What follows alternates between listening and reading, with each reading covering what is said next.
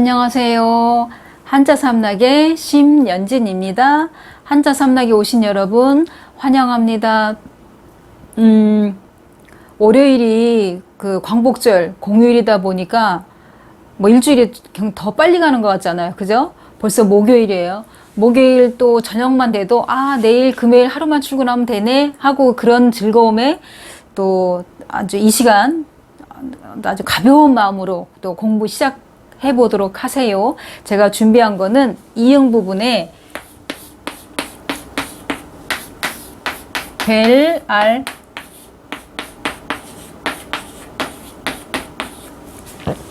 이거는 뵙다. 보통 보면은 우리가 옛날에 그 신분이 높은 사람을 만나고 올 때 뵌다 이런 표현 하잖아요. 지금도 우리가 뭐 다음 주에 봬요 이런 거 할 때 다음 주에 만나요 뭐 이런 표현보다 봬요 그러면 더 존칭이 이제 들어가는 거잖아요. 그죠?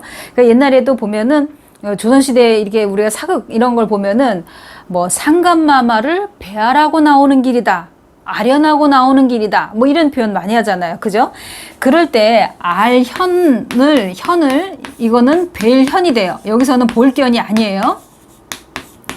자, 이 글자는 뜻과 그 소리가 두 개예요. 뵐현도 있고 볼견이 가장 뭐 많이 나오죠. 이거는 그러니까 대표 훈음이 볼견인데 뭐 견학을 간다, 견문을 넓힌다, 뭐 이런 얘기. 자기 견해가 못할 때는 볼견을 쓰는데 누군가를 만나는데 나보다 신분이 높은 사람을 아련한다. 그럴 때 현으로 읽어야 된다 이런 얘기예요. 그러니까 이거는 알견 이렇게 읽으면 틀리는 거죠. 이거는 그래서 뭐 배알하다 이런 얘기가 쓰는데 자 설명을 드리자면 요 동그라미 친 부분이 어찌갈자예요. 어찌갈.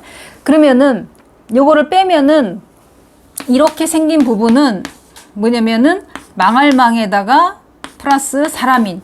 자, 망할망이 나왔어요. 만약에 제가 무슨 사업을 했는데 그게 사업이 성공한 게 아니라 쫄딱 망했어요. 예를 들어.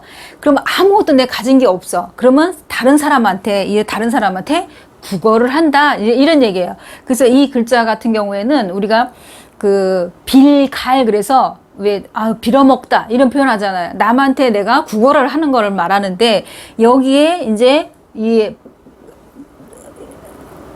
이 글자, 그러니까 날일이 아니에요. 이거는 여기서 말하는 이거는 말할 왈자지 날일이 절대 아니에요. 그러면 그러니까 여기에 이 같이 결합이 되어갖고 이거는 동그라미 친 부분 어찌갈. 그러면 어찌갈 할 때 여기에 알 할 때 여기에 요 중성의 모음하고 지금 종성의 자음이 똑같아요. 이런 것도 형성 문자로 봐주는 거예요.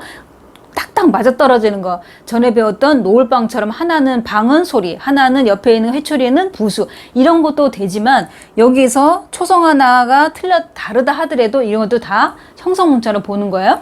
그러면은 여기서도 마찬가지로 이거는 음만 빌려준 역할을 한 거고 만났으니까 어떤 대화가 오갔을 거 아니에요. 그죠? 그냥 만나서 멀뚱히 서로 바라만 보고 있었진 않았을 거 아니에요. 그죠? 그러니까 말이 주고받고 하니까 말이 부수가 된다 이런 얘기예요.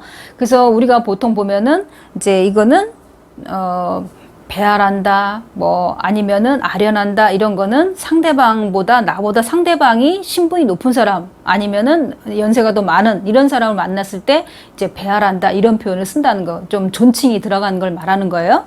자, 그 다음에 지읒은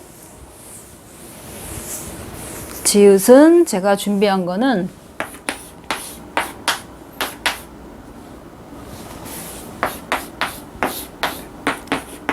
차례질. 자, 차례질 그랬어요.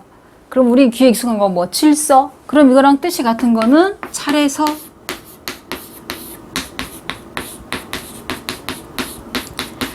자, 차례서는 속에 있는 게 아들자가 아니라 나 여자예요. 이거 혼동하시면 안 돼요. 그러면 차례질은 이 뒤에 있는 이를 실은 소리만 빌려준 거예요. 이를 실 이렇게. 그러면 여기 모음하고 종성의 자음, 음이 같은 거예요. 이거 형성문제예요. 그러니까 여기서 이를 실은 뜻하고는 전혀 상관없고 소리만 빌려준 역할을 했다 이렇게 생각하시면 되고. 그러면 벼화가 나왔어요. 그러면 가을에 이렇게 벼를 베면 이 논이 이렇게 물을 쭉 뺀 상태에서 물을 뺐는데도 불구하고 마르지 않은 상태고 질퍽거리면은 그 벼 줄기에 수분이 이제 그러니까는 물기가 있는 상태다. 축축하다 보니까 그냥 묶어버리면은 이게 벼 벤 거를 묶으면은 속이 썩을 수가 있어요. 그럼 이거를 벼를 베서 낫으로 베서 어떻게 하냐면은 그 논두렁에다 이렇게 펼쳐 놓는 거예요. 햇빛이 좀 말라서 이 줄기가 벼 줄기가 마르게 물기가 없게. 그럼 이제 마르면 그때 이거를 다 묶어서 이렇게 묶어서 한 단 한 단 묶어서 이제 가지고 가서 집에서 이제 뭐 탈곡 해갖고 이제 또 그것도 또 멍석에다 말리고 막 이러잖아요.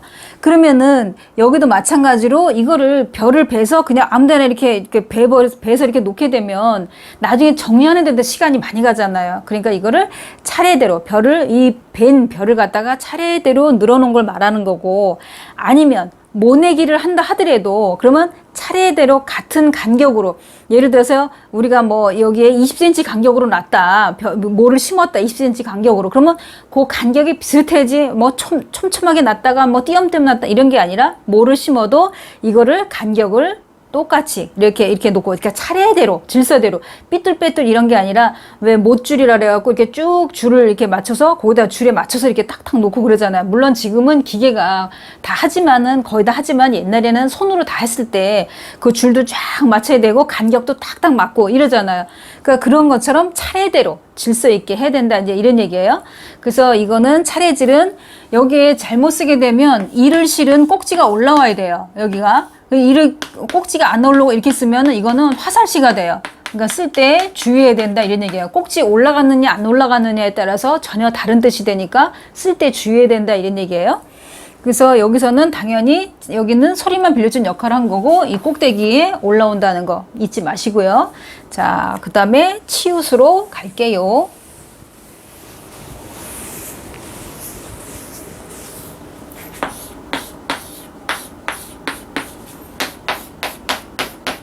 이거는 취할 취.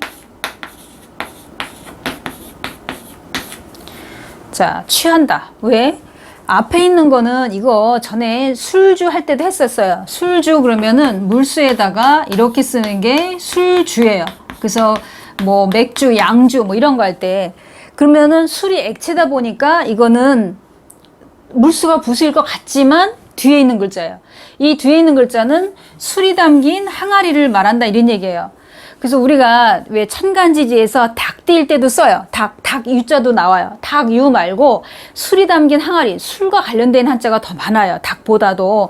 그래서 여기서 보면은 뒤에 있는 이 글자는 우리가 마칠졸.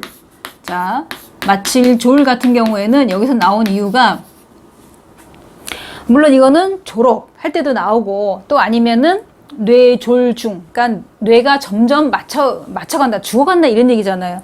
그 다음에 여기 있는 거는 뭐냐면, 자, 이게 술이 담긴 항아리라 했어요. 술이 담긴 그 항아리에 술이 점점 어떻게 맞춰진다는 거는 이제 바닥이 드러나는 거죠. 그 정도로 마시니까 취한다, 이런 얘기죠. 그래서 뭐 만취 상태다, 뭐 이런 거, 뭐 취객, 뭐 취중진담 뭐 이런 얘기예요. 취기가 오른다. 그러니까 술 기운이 슉 올라와서 이제 이게 그 흔히 술 마신 사람들 표현하면 뭐 알딸딸하다 뭐 이런 표현 막 하잖아요. 그죠? 그때 취기가 오른다 할 때도 쓰고.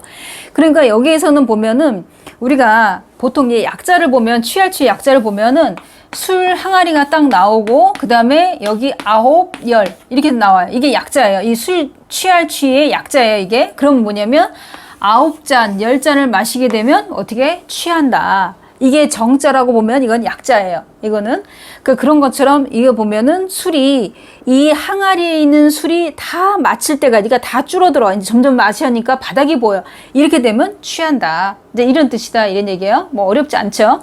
그래서 오늘 배운 거를 또 정리를 하면은, 아까 차례질도 배웠고, 차례질. 그 다음에 또 하나는 이응 부분에서는 벨알을 배웠죠. 벨알.